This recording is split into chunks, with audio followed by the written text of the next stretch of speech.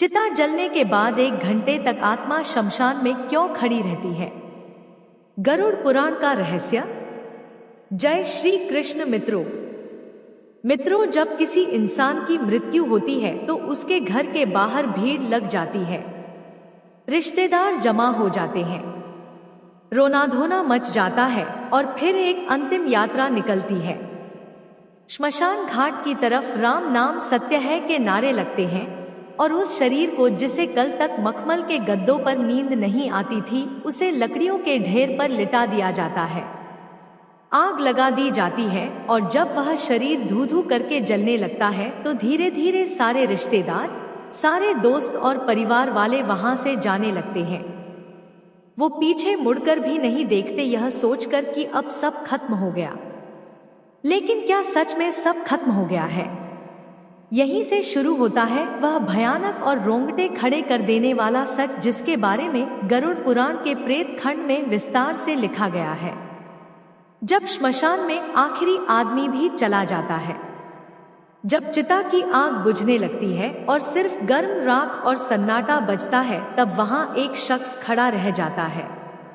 वो कोई इंसान नहीं होता, वह उसी मृतक की आत्मा होती है जो अपनी ही राख के पास खड़ी होकर उस मंजर को देख रही होती है। जरा सोचिए, वह आत्मा जो कुछ घंटे पहले तक उस शरीर के अंदर थी, जो उस शरीर को अपना मानती थी, आज वह उस शरीर को राख के ढेर में बदला हुआ देख रही है। उसे विश्वास नहीं होता कि जिस शरीर को उसने पूरी जिंदगी संवारा, खिलाया पिलाया और सुरक्षित रखा, जिस चेहरे को आईने में देखकर उसे गुरूर होता था, वह अब एक मुट्ठी राख बन चुका है। गरुड़ पुराण कहता है कि दाह संस्कार के ठीक बाद का 1 घंटा आत्मा के लिए सबसे ज्यादा कष्टदायी, डरावना और भारी होता है। यह वह समय होता है जब आत्मा को पहली बार यह एहसास होता है कि वह अब इस भौतिक दुनिया का हिस्सा नहीं रही। इस 1 घंटे में श्मशान की उस भयानक खामोशी में आत्मा के साथ क्या क्या घटता है, उसे क्या दिखाई देता है और वह वहां से तुरंत यमलोक क्यों नहीं जाती? आज हम इसी गहरे रहस्य से पर्दा उठाएंगे। यह वीडियो कमजोर दिल वालों के लिए नहीं है, क्योंकि इसमें मौत के बाद का वो नंगा सच है जिसे सुनने के लिए कलेजा चाहिए। सबसे पहले हमें उस स्थिति को समझना होगा जब शरीर जल रहा होता है। शास्त्रों के अनुसार जब तक शरीर पूरी तरह नहीं जल जाता तब तक आत्मा को एक मोह रहता है। उसे लगता है कि शायद मैं वापस इस शरीर में प्रवेश कर सकूं, शायद मैं फिर से जिंदा हो सकूं। वह बार बार उस जलते हुए शरीर के पास जाती है, उसके चारों तरफ चक्कर लगाती है, लेकिन आग की तपन और यमदूतों का अदृश्य पाश उसे उस शरीर में घुसने नहीं देता। वह देखती है कि कैसे उसकी त्वचा जल रही है, कैसे उसकी हड्डियां चटक रही हैं। यह दृश्य उसके लिए किसी प्रलय से कम नहीं होता। और फिर आता है वह दर्दनाक पल जिसे कपाल क्रिया कहते हैं, जब घर का कोई सदस्य या बेटा बांस के डंडे से जलते हुए शव के सिर पर प्रहार करता है और सिर को फोड़ देता है। यह दृश्य देखने में जितना भयानक है, आत्मा के लिए उससे कहीं ज्यादा पीड़ादायक है। गरुड़ पुराण कहता है कि जैसे ही कपाल फटता है, एक जोरदार धमाका होता है जो सिर्फ आत्मा को सुनाई देता है। यह वह पल है जब आत्मा का उस शरीर से आखिरी बंधन टूट जाता है। उसे समझ आ जाता है कि अब वापसी का कोई रास्ता नहीं बचा, यह दरवाजा हमेशा के लिए बंद हो चुका है। लेकिन असली कहानी तो इसके बाद शुरू होती है। जब कपाल क्रिया हो जाती है और शरीर जलकर खाक हो जाता है, तब नियम के अनुसार घर वाले और रिश्तेदार वहां से लौटने लगते हैं। शास्त्रों में सख्त नियम है कि श्मशान से लौटते वक्त पीछे मुड़कर नहीं देखना चाहिए। क्या आपने कभी सोचा है कि ऐसा क्यों कहा जाता है? इसके पीछे एक बहुत बड़ा और डरावना कारण है। जब परिवार वाले वहां से जाने लगते हैं तो आत्मा घबरा जाती है। उसे लगता है कि यह लोग मुझे इस सुनसान और डरावनी जगह पर अकेला छोड़कर कहां जा रहे हैं। वह चिल्लाती है, आवाज देती है कि रुको, मुझे भी साथ ले चलो, मैं यहाँ अकेला नहीं रह सकता, मुझे डर लग रहा है। लेकिन उसकी आवाज किसी को सुनाई नहीं देती, क्योंकि अब वह आवाज हवा में गूंजने वाली ध्वनि नहीं बल्कि एक कंपन है। वह आत्मा दौड़ती है, अपने बेटे को पकड़ने की कोशिश करती है, अपनी पत्नी या पति को आवाज देती है, उनके कपड़ों को पकड़ने की कोशिश करती है, लेकिन उसका हाथ उनके शरीर के आर पार निकल जाता है। वो किसी को छू नहीं सकती, किसी को रोक नहीं सकती। और जब वह देखती है कि उसके अपने ही लोग, जिनके लिए उसने पूरी जिंदगी पाप किए, झूठ बोला, बेईमानी की, रात दिन एक करके पैसा कमाया, वो आज उसे एक अनजान जगह पर राख के ढेर के पास अकेला छोड़कर जा रहे हैं, तब उसे जीवन का सबसे बड़ा धोखा महसूस होता है। उसे समझ आता है कि दुनिया का कोई भी रिश्ता आखिर तक साथ नहीं देता, सब मतलब के साथी थे। जैसे ही शरीर ने साथ छोड़ा, सबने मुंह मोड़ लिया। अब सवाल आता है कि आत्मा उस श्मशान में 1 घंटे तक क्यों रुकती है? वह तुरंत उनके पीछे क्यों नहीं जाती? गरुड़ पुराण के अनुसार शमशान भूमि भगवान शिव का निवास स्थान मानी जाती है, लेकिन यह अतृप्त आत्माओं, भूतों और पिशाचों का गढ़ भी है। जब कोई ताजा मृत्यु होती है तो उस आत्मा के चारों तरफ एक सुरक्षा कवच होता है जो उसे कुछ समय के लिए श्मशान की नकारात्मक शक्तियों से बचाता है। लेकिन जैसे जैसे समय बीतता है, वह कवच कमजोर पड़ने लगता है। उस 1 घंटे के दौरान आत्मा को श्मशान में मौजूद दूसरी भटकती हुई रूहें दिखाई देने लगती हैं। उसे अजीब अजीब सी डरावनी आवाजें सुनाई देती हैं। वो देखती है कि वहां कई ऐसी आत्माएं हैं जो सैकड़ों सालों से मुक्ति के लिए तरस रही हैं, जो भूख और प्यास से तड़प रही हैं, जिनका शरीर विकृत हो चुका है। कुछ आत्माएं हवा में तैर रही होती हैं, तो कुछ जमीन पर रेंग रही होती हैं। वह नई आत्मा को देखकर उसकी तरफ लपकती है, उसे डराने की कोशिश करती है। यह दृश्य देखकर वह नई आत्मा डर के मारे कांपने लगती है। वह छिपने की जगह ढूंढती है, लेकिन श्मशान के खुले मैदान में छिपने की कोई जगह नहीं होती। उसे अपनी गलतियों का, अपने पापों का पछतावा होने लगता है। वह सोचती है कि काश मैंने जीवन में कुछ पुण्य किया होता, काश मैंने भगवान का नाम लिया होता तो आज मुझे यह दिन नहीं देखना पड़ता। गरुड़ पुराण कहता है कि उस 1 घंटे में आत्मा को यमदूत तुरंत नहीं पकड़ते, वह उसे छोड़ देते हैं ताकि वह अपनी आंखों से देख सके कि जिस शरीर और जिस संसार पर उसे इतना घमंड था, उसकी असली औकात क्या है। यह श्मशान वैराग्य का क्षण होता है, आत्मा को यह एहसास दिलाने के लिए कि तूने क्या खोया है और क्या पाया है, उसे वहां रुकना पड़ता है। उस समय आत्मा को एक बहुत ही विचित्र अनुभव होता है। उसे समय का ज्ञान नहीं रहता। जो हमारे लिए 1 घंटा है, वह उस आत्मा के लिए कई दिनों के बराबर लगता है। उस अकेलेपन में, उस सन्नाटे में उसे अपने जीवन की रील दिखाई देने लगती है। गरुड़ पुराण इसे जीवन समीक्षा या लाइफ रिव्यू कहता है। बचपन से लेकर जवानी तक और जवानी से लेकर बुढ़ापे तक उसने जो भी कर्म किए, चाहे वह बंद कमरे में किए हो या सबके सामने, सब कुछ उसकी आंखों के सामने तैरने लगता है। उसने किस किस का दिल दुखाया, किस किस का हक मारा, किस किस को धोखा दिया, वह सब उसे याद आने लगता है। और सबसे बड़ी बात, उसे यह भी दिखाई देता है कि उसके उन कर्मों का दूसरों पर क्या असर पड़ा। अगर उसने किसी गरीब की मजदूरी मारी थी तो उसे उस गरीब के बच्चे भूख से रोते हुए दिखाई देते हैं। अगर उसने किसी जानवर को पत्थर मारा था तो उसे उस जानवर का दर्द महसूस होता है। यह मानसिक पीड़ा शारीरिक पीड़ा से कई गुना ज्यादा होती है। आत्मा चीखती है, रोती है, लेकिन वहां उसके आंसू पोंछने वाला कोई नहीं होता। वहां सिर्फ हवा की सनसनाहट होती है और दूर कहीं कुत्तों के रोने की आवाज। यह वह समय है जब इंसान को अपनी असलियत का पता चलता है।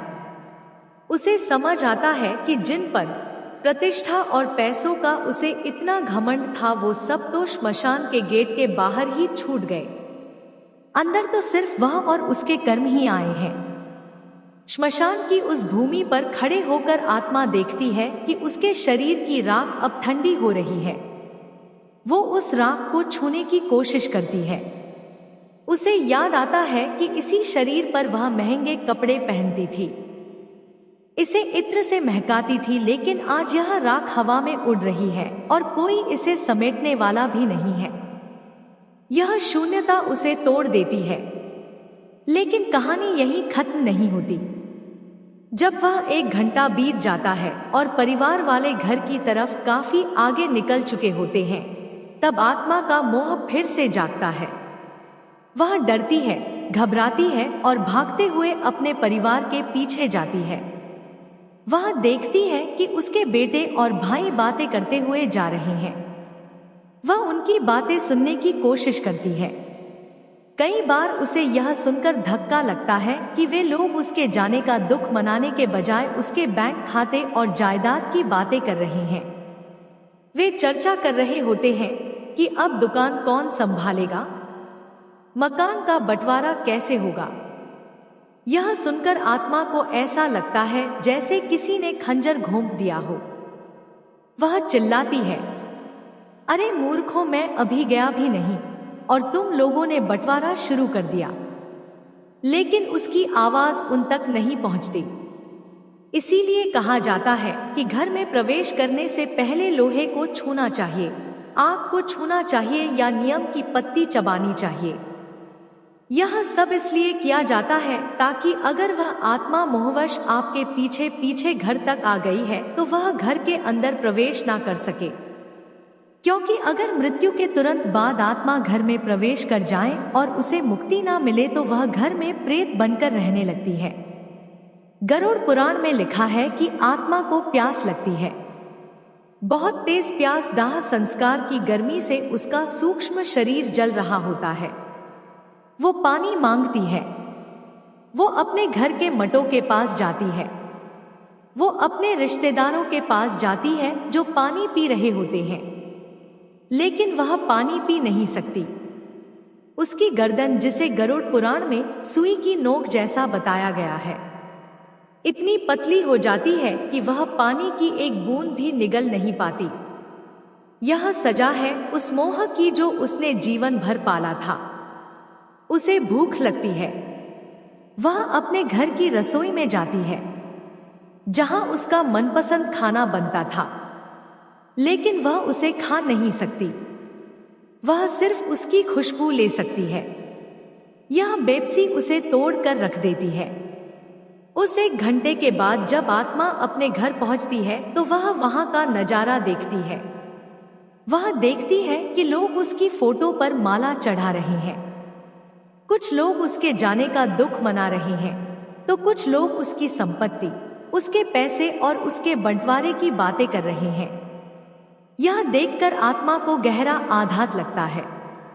उसे समझ आता है कि मेरे जाने के बाद भी दुनिया वैसी ही चल रही है। किसी के रुकने से कुछ नहीं रुकता। जिन पैसों के लिए उसने भाई से लड़ाई की, जिन गहनों के लिए उसने दूसरों का दिल दुखाया, आज वह सब यहीं धरे रह गए हैं और वह खाली हाथ, नंगा और बेबस खड़ा है। उसे अपने ही घर में बेगानापन महसूस होता है। वो अपनी ही कुर्सी पर बैठना चाहता है लेकिन बैठ नहीं पाता। वो अपने बच्चों के सिर पर हाथ रखना चाहता है लेकिन रख नहीं पाता। वह अपनी पत्नी को रोते हुए देखता है और उसे चुप कराने की कोशिश करता है, लेकिन वह उसे महसूस नहीं कर पाती। यह असमर्थता आत्मा को पागल कर देती है। वह बार बार दीवार से टकराती है, आईने में खुद को देखने की कोशिश करती है, लेकिन वहां कोई प्रतिबिंब नहीं होता। गरुड़ पुराण यह भी बताता है कि मृत्यु के बाद आत्मा की याददाश्त, जिसे हम स्मृति कहते हैं, बहुत तेज हो जाती है। उसे अपने बचपन से लेकर बुढ़ापे तक का एक एक पल याद आने लगता है।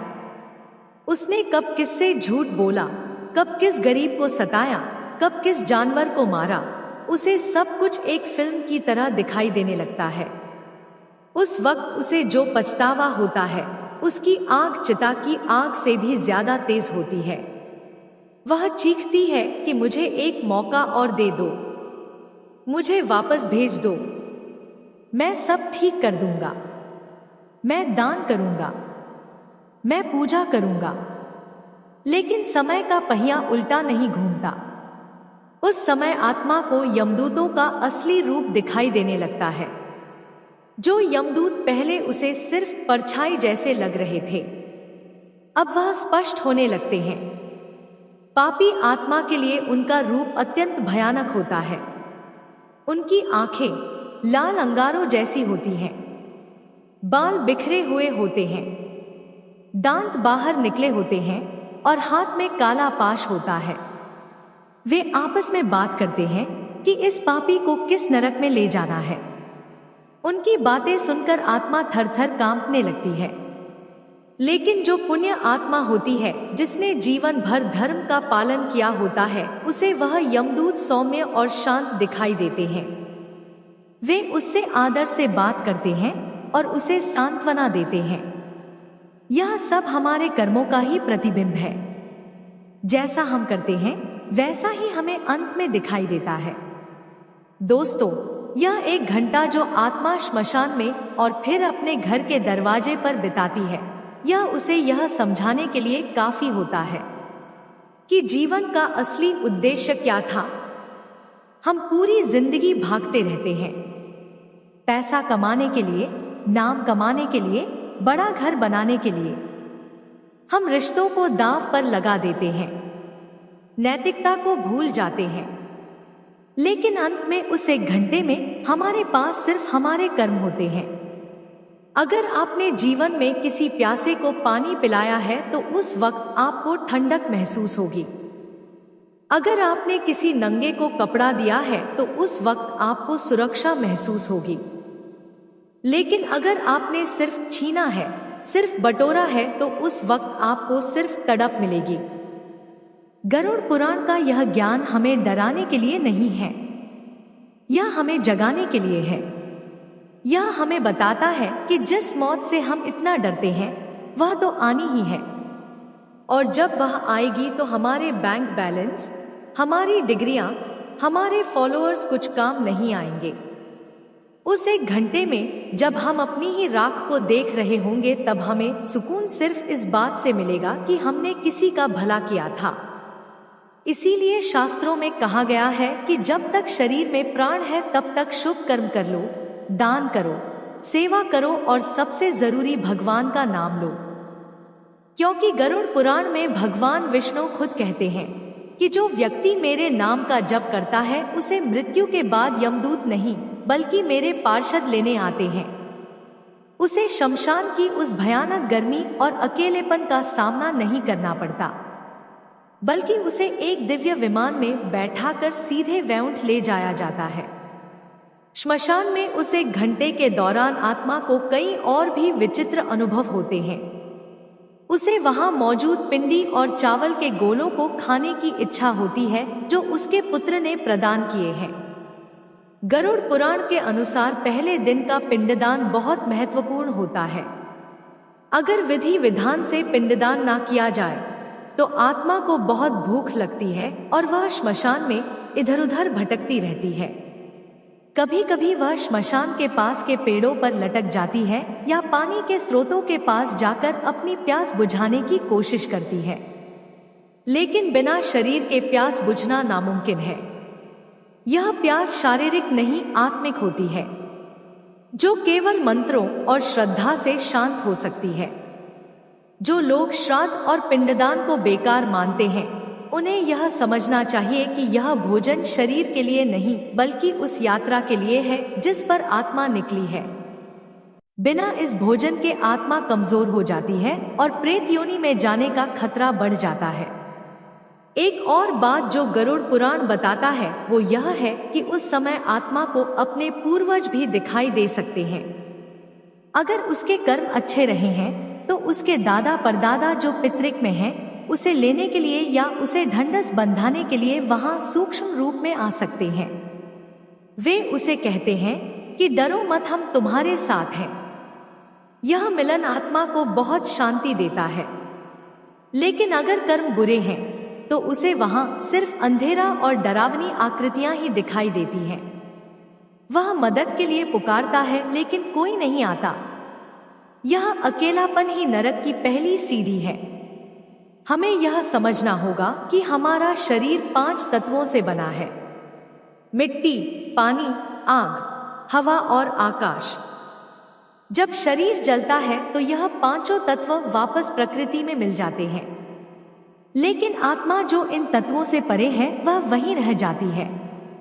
उसका सूक्ष्म शरीर, जिसे हम यातना शरीर भी कहते हैं, वो बना रहता है।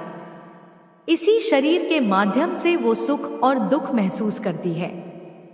चिता की आग उसे जला नहीं सकती, लेकिन उसके कर्मों की आग उसे अंदर तक झुलसा देती है। आज की भागदौड़ भरी जिंदगी में हम इन बातों को अंधविश्वास मानकर नकार देते हैं। हम सोचते हैं कि मरने के बाद किसने देखा है, क्या होता है। विज्ञान सबूत मांगता है, लेकिन हमारे आर्ष मुनियों ने अपनी दिव्य दृष्टि से इन लोकों को देखा है और गरुड़ पुराण के रूप में हमें यह नक्शा दिया है ताकि हम रास्ता ना भटके। यह एक गाइड बुक है, एक मैनुअल है जो हमें बताती है कि इस जीवन के बाद की यात्रा कैसे करनी है। अगर हम इसे नजरअंदाज करेंगे तो नुकसान हमारा ही है। जैसे किसी अनजान देश में जाने से पहले हम वहां के नक्शे और नियमों को समझते हैं, वैसे ही मृत्यु के बाद की दुनिया को समझना भी जरूरी है। गरुड़ पुराण में यह भी बताया गया है कि जिन लोगों की अकाल मृत्यु होती है, यानी जो समय से पहले दुर्घटना, आत्महत्या, हत्या या किसी महामारी के कारण मर जाते हैं, उनकी स्थिति उस 1 घंटे में और भी ज्यादा दर्दनाक होती है। उन्हें समझ ही नहीं आता कि उनके साथ क्या हुआ। वह अपनी कटी फटी या जली हुई देह को देखकर और भी ज्यादा डर जाते हैं। उनका मोह और भी ज्यादा गहरा होता है क्योंकि उनकी इच्छाएं अभी अधूरी होती हैं। उनका जीवन चक्र पूरा नहीं हुआ होता। ऐसे में उनके लिए पिंडदान, तर्पण और नारायण बलि जैसी पूजा और भी ज्यादा जरूरी हो जाती है। अगर आपके परिवार में या जान पहचान में किसी की ऐसी मृत्यु हुई हो तो उनके नाम से विशेष पूजा या दान जरूर करना चाहिए, ताकि उस 1 घंटे की तड़प से उन्हें थोड़ी राहत मिल सके और वे प्रेत योनि में ना भटके। तो दोस्तों, आज रात जब आप सोने जाएं, तो एक बार सोचिएगा जरूर कि अगर कल मेरी आंख ना खुले और मैं उस श्मशान में अपनी राख के पास खड़ा रहूं, तो मेरे पास खुश होने के लिए क्या होगा? क्या मेरे पास कोई ऐसा कर्म है जिसे देखकर मैं कह सकूं कि हाँ, मेरा जीवन सफल था? अगर जवाब ना है तो अभी भी देर नहीं हुई है। सांसें चल रही हैं, मतलब मौका बाकी है। आज से ही, अभी से ही अपने जीवन की दिशा बदल दीजिए। नफरत छोड़िए, प्रेम बांटिए, लालच छोड़िए, दान कीजिए और अहंकार छोड़िए, भक्ति कीजिए। अपने माता पिता की सेवा कीजिए, क्योंकि गरुड़ पुराण कहता है कि जो अपने माता पिता को दुख देता है उसे यमलोक के मार्ग में आग पर चलना पड़ता है। जो पराई स्त्री पर बुरी नजर डालता है उसकी आंखों में लोहे की सलाखें डाली जाती हैं। जो धोखे से धन कमाता है उसे वहां सांप बिच्छुओं के बीच रहना पड़ता है। यह सब रूपक नहीं है, यह वह सच है जिनका सामना हमें करना है, क्योंकि अंत में उस 1 घंटे में सिर्फ यही काम आएगा। बाकी सब यही का यही राख के ढेर में मिल जाएगा। आपके बड़े मकान, आपकी गाड़ियां, आपके गहने सब दूसरे लोग ले लेंगे। आपका शरीर भी आपसे छीन लिया जाएगा। आपके पास बचेगा तो केवल आपका स्वभाव और आपके कर्म। अगर आज की यह जानकारी, यह सत्य आपके दिल तक पहुंचा हो तो इसे केवल एक वीडियो समझकर मत भूल जाइएगा। यह एक चेतावनी है, एक संकेत है। इसे अपने जीवन में उतारिए। और अगर आप चाहते हैं कि आपके पूर्वजों को आपके पितरों को शांति मिले तो कमेंट में पूरी श्रद्धा के साथ ओम नमो नारायण या ओम शांति जरूर लिखें। यह छोटा सा मंत्र उन भटकती आत्माओं तक एक सकारात्मक ऊर्जा पहुंचा सकता है और इस सत्य को अपने दोस्तों और परिवार के साथ जरूर बांटें ताकि वह भी इस अज्ञान की नींद से जाग सके। याद रखिए, मौत अंतिम सच है, लेकिन कर्म मौत से भी बड़ा सच है। हम अक्सर मौत से डरते हैं, लेकिन हमें डरना चाहिए उस जीवन से जो हमने व्यर्थ गंवा दिया। हमें डरना चाहिए उन आंसुओं से जो हमारी वजह से किसी की आंखों में आए। हमें डरना चाहिए उस विश्वास से जो हमने तोड़ा, क्योंकि यही वह चीजें हैं जो श्मशान में हमारे सामने खड़ी होंगी। अंत में मैं बस इतना कहना चाहूंगा कि जीवन एक सराय है। हम सब यहाँ मुसाफिर हैं। कोई जल्दी चला जाएगा, कोई देर से, लेकिन जाना सबको उसी श्मशान में है, उसी राख में मिलना है। तो क्यों ना हम इस सफर को इतना खूबसूरत बनाएं कि जब हम जाएं तो लोग हमारे लिए रोएं, ना कि हमारी बुराई करें। क्यों ना हम इतने पुण्य कमा लें कि जब हम उस श्मशान में अकेले खड़े हो तो हमें डर ना लगे, बल्कि एक संतोष हो कि मैंने अपना जीवन सही तरीके से जिया, और जब यमदूत आए तो हम मुस्कुराते हुए उनके साथ चल पड़े एक नई और बेहतर यात्रा की ओर। आपको हमारी वीडियो पसंद आई हो तो हमारे चैनल को लाइक और सब्सक्राइब करें। कमेंट बॉक्स में जय श्री कृष्ण अवश्य लिखें।